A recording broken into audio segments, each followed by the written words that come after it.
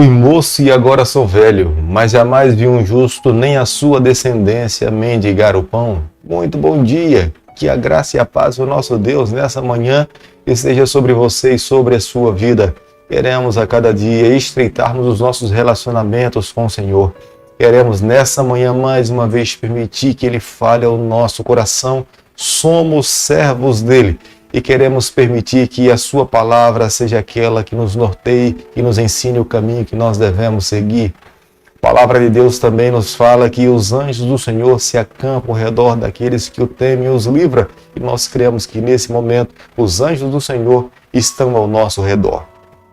Deixo com você também nessa manhã uma parte da palavra do Senhor do livro de Salmo capítulo 119, o versículo 166, onde o salmista Davi diz o seguinte: espero, Senhor, na tua salvação e cumpra os teus mandamentos.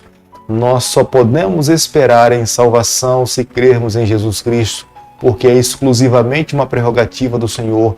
Nenhum ser humano por si só consegue alcançar a salvação.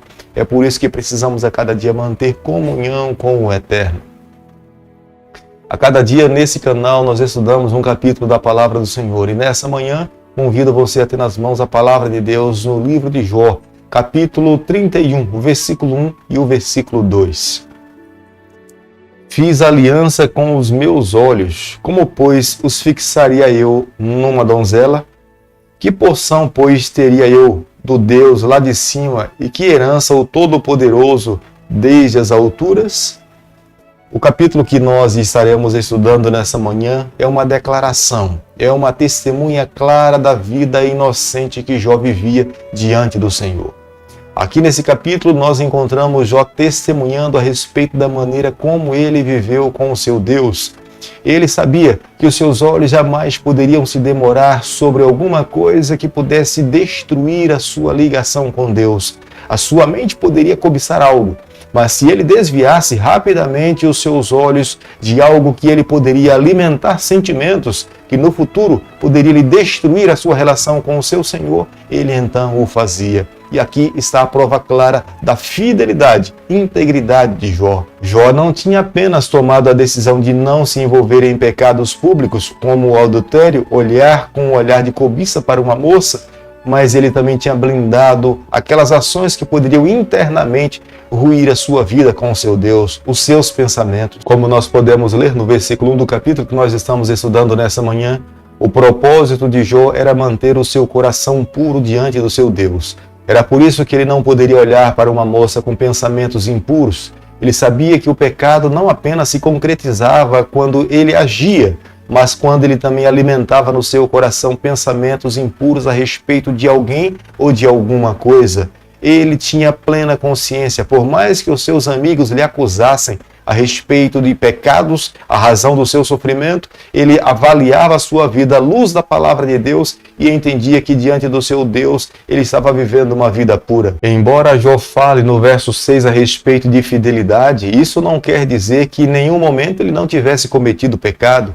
E isso não quer dizer que ele vivesse uma vida de impecabilidade. Ele se mostrava como qualquer outro ser humano, mas diante de Deus, diante da sua vida com o seu Senhor, ele sabia que o seu sofrimento não era resultado de pecados que ele estivesse acariciado no seu coração. Quando uma pessoa se deixa ser seduzida pelos seus olhos por algo, se trata de um homem por uma mulher, não apenas ficará apenas na sedução, mas todo o restante do seu corpo se dará em destruição. Este era o medo de Jó. Ele sabia que gradativamente, quanto mais ele desse abertura para o pecado iria destruir completamente a sua vida se ele desse abertura. Aqueles que por curiosidade muitas vezes têm uma primeira experiência com a imoralidade, o resultado muitas vezes dessa pessoa é ser destruído por completo. Gradativamente, sorrateiramente, ela toma conta do coração de alguém e vai destruindo até o seu final. No discurso de Jó, ele se mostra conhecedor a respeito da justiça social e a base do seu discurso está fundamentado na criação. É necessário ter compaixão pelas pessoas humildes e pobres desse mundo. Nenhuma autoridade deveria abusar do poder que Deus concede que ela possa ter. Como nós podemos ver no versículo 15,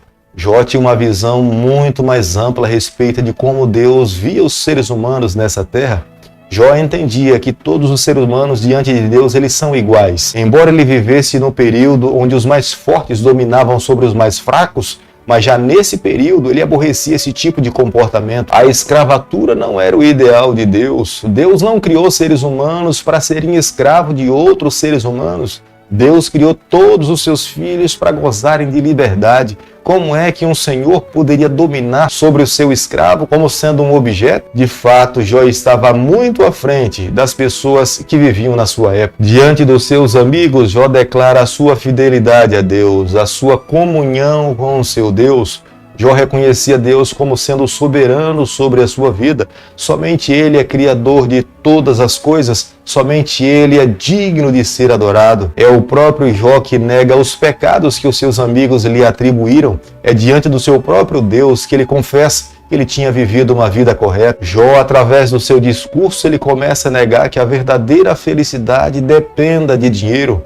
Mesmo um ser humano sem ter grandes propriedades ou sem ter grandes valores no banco, ele pode viver uma vida feliz, porque a felicidade daqueles que servem a Deus não está nos bens materiais, mas a felicidade daqueles que servem a Deus está em viver uma vida fiel diante do seu Deus. Há muitas pessoas que vivem nessa terra que se desculpam falando que a riqueza é um bem necessário para que elas possam viver uma vida feliz, mas nesse capítulo Jó nega veementemente que nenhuma pessoa, para ser feliz, deveria receber ou possuir alguma coisa, mas a verdadeira felicidade está em viver em comunhão e em paz com o seu Deus. Jó declarava nesse capítulo, e especificamente no versículo 26, que o único soberano que tinha domínio sobre o seu coração era o seu Deus. Nem o sol, nem a lua, nem as estrelas, nenhum outro ídolo ocupava lugar mais importante no seu coração do que o Deus Criador de todas as coisas.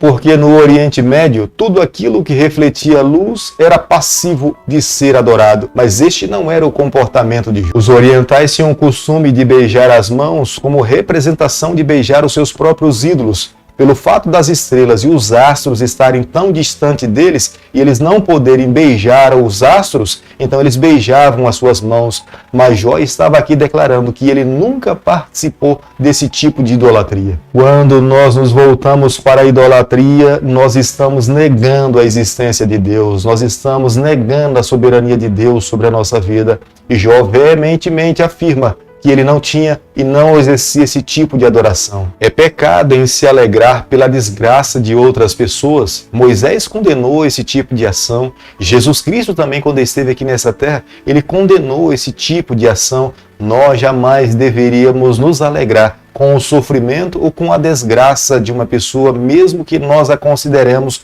como sendo nossa inimiga. Jó declarou diante dos seus amigos que ele não escondia os seus pecados, porque ele poderia até em algum momento esconder dos seus amigos, mas como é que ele poderia esconder os seus pecados do seu Deus? Era por isso que diante dos seus amigos ele tentava mostrar a sua integridade. Jó capítulo 31, versículo 35, a Bíblia diz o seguinte: tomara eu tivesse que me ouvisse, eis aqui a minha defesa assinada, que o Todo-Poderoso me responda, que o meu adversário escreva a sua acusação.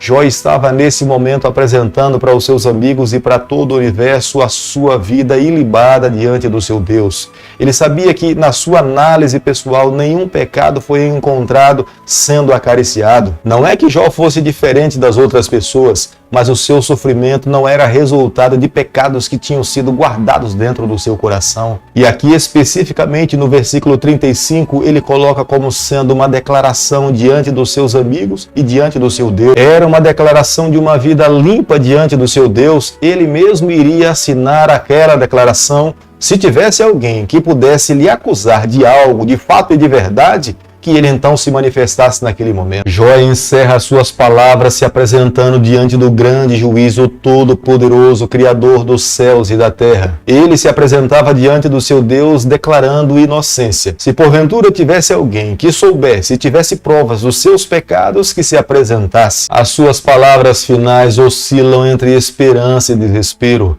Jó tinha a esperança da justiça de Cristo sobre a sua vida, mas ao mesmo tempo ele estava desesperado porque toda a sociedade tinha se voltado contra ele. Ele estava extremamente amargurado, estava extremamente triste. estava buscando forças para dar seguimento na vida e ele acreditava que somente o seu Deus poderia fazer isso por ele. Querido amigo, nessa manhã, ao concluirmos o estudo do capítulo 31 do livro de Jó, eu e você, nós precisamos parar para fazermos a seguinte reflexão. Se os livros celestiais hoje fossem abertos, se o juiz se assentasse no seu lugar para julgar os filhos que estão nessa terra, se o nome fosse apresentado diante do juiz, nós teríamos plena certeza e convicção, como Jó teve, que ele estava com a vida ilibada diante do Senhor.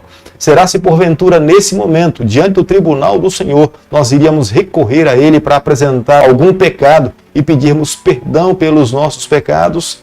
Hoje é o dia que nós precisamos nos voltar para Deus. Hoje é o tempo que o Senhor nos concede de graça para que nós possamos receber o perdão dos nossos pecados. No dia que os livros forem abertos, já não haverá mais oportunidade.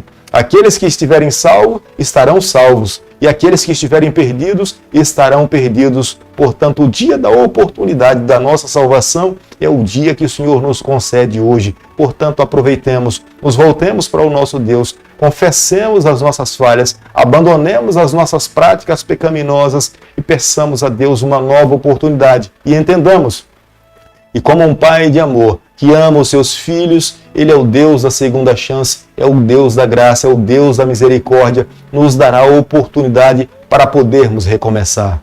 Querido Pai, nas Suas mãos nessa manhã nós nos colocamos, confessamos as nossas falhas, nós queremos ser do Senhor por toda a nossa vida.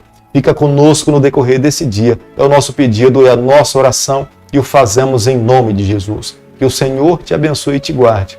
Ele faça resplandecer o seu rosto sobre você, que Ele tenha misericórdia de você, que sobre você nessa manhã Ele levante o seu rosto e conceda a sua paz em nome de Jesus. Amém.